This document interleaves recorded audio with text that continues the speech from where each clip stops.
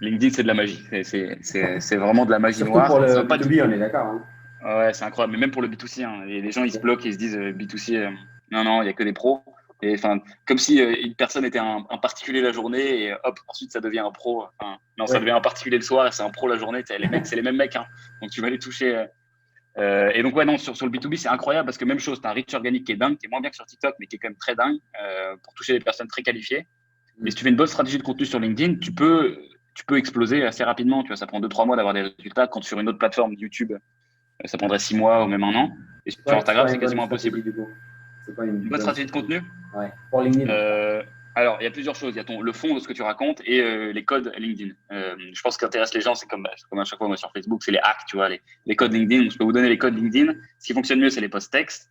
Vous pouvez aussi faire des posts qui demandent des commentaires. Vous échangez, vous faites un document qui a de la valeur et vous dites, OK, bah, si tu veux le recevoir, tu fais un commentaire. Comme ça, bon, ça partage à plein de gens. C'est des trucs qui font plein de reach. Ouais. Concentrez-vous sur les posts textes, sur les 2 premières lignes de votre texte, qui sont votre accroche et sur lequel, en fait, le but, c'est que la personne clique sur voir plus. Quand elle a cliqué sur voir plus, ça augmente ce qu'on appelle le dwell time sur LinkedIn. Et donc, du coup, ça montre votre post à plein de gens.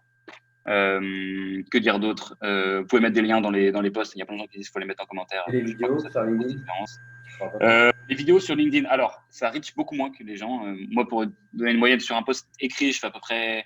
Les bons posts font 30-40 000 impressions.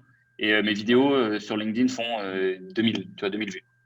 2000, 3000 vues. Donc, mais après, est-ce qu'on peut vraiment comparer une impression à une vue? Je suis pas sûr, mais ce qui est sûr, c'est que mes vidéos se situent plus bas dans mon funnel. En fait, c'est un mec qui m'a connu par un gros post qui a fait beaucoup de reach, un truc un peu général.